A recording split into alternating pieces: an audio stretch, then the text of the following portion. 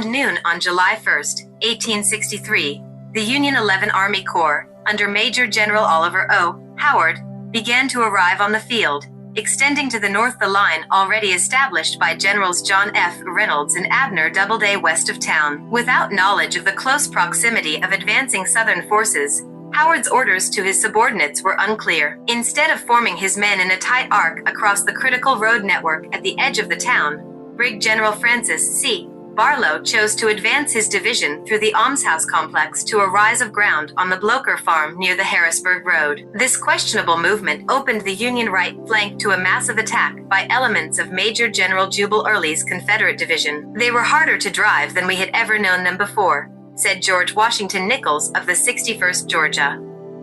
Men were being mown down in great numbers on both sides.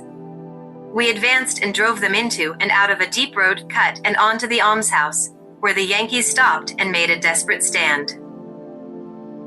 Despite that stiff resistance and final foothold around the almshouse buildings, Union forces were overwhelmed and driven back through the streets of Gettysburg, leaving the field strewn with dead and wounded. During the afternoon, the 11th Corps suffered approximately 3,000 casualties, while inflicting about 800 on the enemy. It was a devastating loss for a corps marred by similar defeat at the Battle of Chancellorsville only 2 months earlier.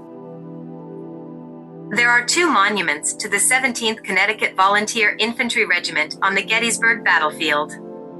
Both were dedicated on June 24, 1884 by the survivors of the regiment and the state of Connecticut. There is also a flagpole on Barlow's Knoll commemorated to the regiment. The first monument to the 17th Connecticut is north of Gettysburg on Howard Avenue at Barlow's Knoll. Howard Avenue East Tour Map. The second monument is southeast of town on Wainwright Avenue at the foot of East Cemetery Hill. The 17th Connecticut was commanded at the Battle of Gettysburg by Lieutenant Colonel Douglas Fowler. He was killed on July 1st, and Major Allen Brady took command. The regiment brought 386 men to Gettysburg, and lost 20 men killed, 81 wounded, and 96 missing. The monument on Barlow's Knoll is a white granite sarcophagus standing 8 tall and 7 wide. A relief of the coat of arms of the state of Connecticut is in the middle of the front, flanked by 2 raised stone tablets inscribed with the names of those killed or mortally wounded in the battle. 2 additional tablets are on either side of the monument, which marks the regiment's position on the afternoon of July 1st. The Barlow's Knoll Monument to the 17th Connecticut is north of Gettysburg on Howard Avenue at Barlow's Knoll. It must be reached by car from Carlisle Road, as Howard Avenue is one way from Barlow's Knoll to Harrisburg Road. The monument to the 153rd Pennsylvania Infantry Regiment is located on Barlow Knoll at Gettysburg National Military Park. The 153rd was a 9-month unit that fought on the knoll on the afternoon of July 1st, 1863, and were pushed back by Georgia soldiers of John Brown Gordon's brigade. Before the battle, this area was known as Blocher's Knoll. The unit's commander at Gettysburg was Major John F. Frueff, 1838 to 1886, a lawyer from Bethlehem, Pennsylvania.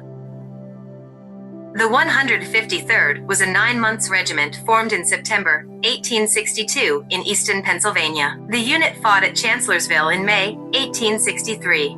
Gettysburg would be its second and last battle. The unit was mustered out on July 24, 1863. The 153rd contained 569 men during the Gettysburg campaign. 499 men were actually engaged during the Battle of Gettysburg. The left flank marker for the unit is just to the left of the flagpole. The monument, which usually represents the center of a regiment's battle line, should be down the eastern slope of the hill, but the veterans wanted their monument to be seen by visitors, and had its location placed on the top of the knoll.